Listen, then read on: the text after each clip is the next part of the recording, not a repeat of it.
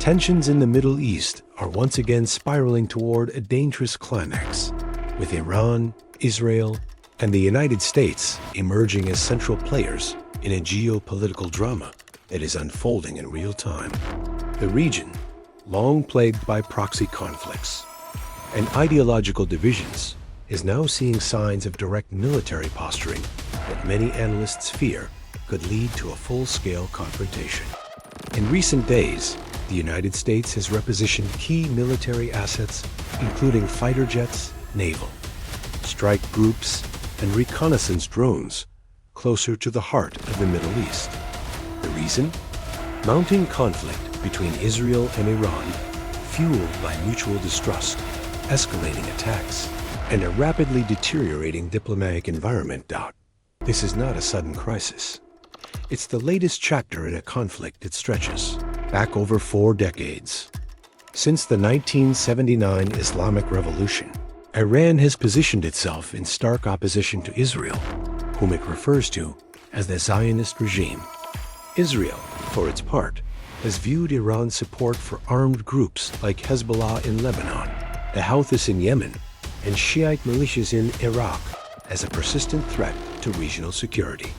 The most sensitive flashpoint, however, remains Iran's nuclear ambitions. Despite years of negotiations, sanctions, and international agreements, most notably the Joint Comprehensive Plan of Action, JCPOA, also known as the Iran nuclear deal, progress has been inconsistent. Israel has long accused Iran of secretly advancing toward nuclear weapon capability, a charge Iran vehemently denies. The rivalry has remained largely in the shadows, fought through espionage, cyber attacks, assassinations, and regional militias. But recently, it's been escalating out into the open. Israeli airstrikes have targeted Iranian-backed positions in Syria with increasing frequency. Iran has responded by encouraging its proxies to intensify rocket and drone attacks not only on Israeli targets, but also on U.S. bases in Iraq and Syria. In early 2025, intelligence reports confirmed that Iran had increased its ballistic missile testing while accelerating uranium enrichment to levels just short of weapons grade. These actions have raised alarm across the West, especially in Washington. Now, the United States is stepping in not as a neutral observer, but as a committed actor. The U.S. has sent additional military hardware into the region, including aircraft, carriers, fighter squadrons, and advanced missile defense systems. The Pentagon has also elevated the readiness level of U.S. troops stationed in bases across the region from Qatar to Bahrain and from Kuwait to Jordan.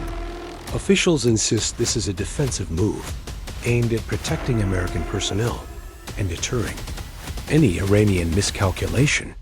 Yet the underlying message is unmistakable. Washington is prepared to back Israel and Project Power if the situation spirals out of control.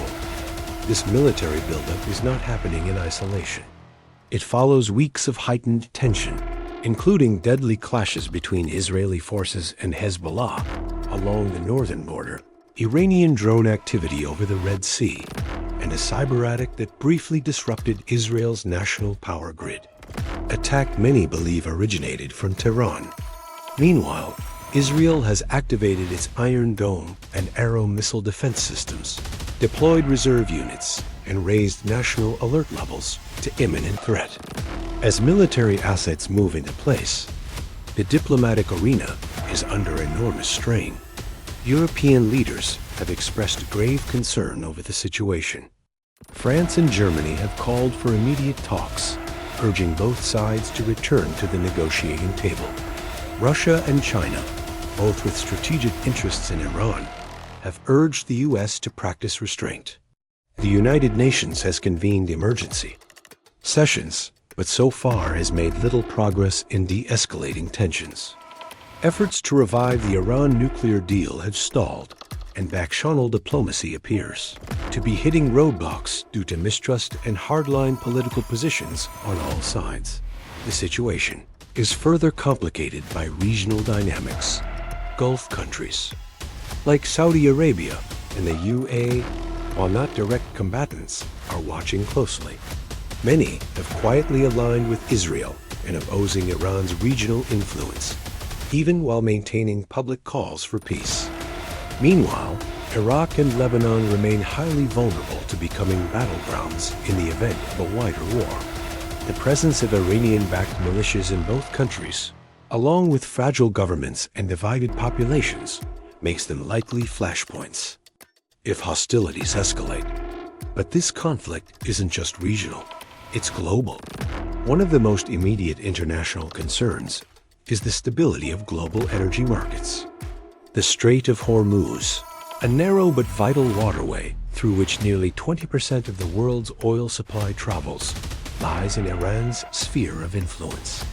In the past, Iran has threatened to block or disrupt shipping through this choke point in response to sanctions or military aggression. Even a temporary disruption could send oil prices soaring, triggering inflation and economic instability far beyond the Middle East. Already, oil futures have spiked on fears of conflict and shipping insurance. Premiums for tankers crossing the Gulf have increased dramatically. There's also the cyber dimension. Both Iran and Israel have advanced cyber warfare capabilities, and the digital battleground has seen a significant uptick in recent weeks. Attacks on critical infrastructure, banking systems, and communication networks have increased.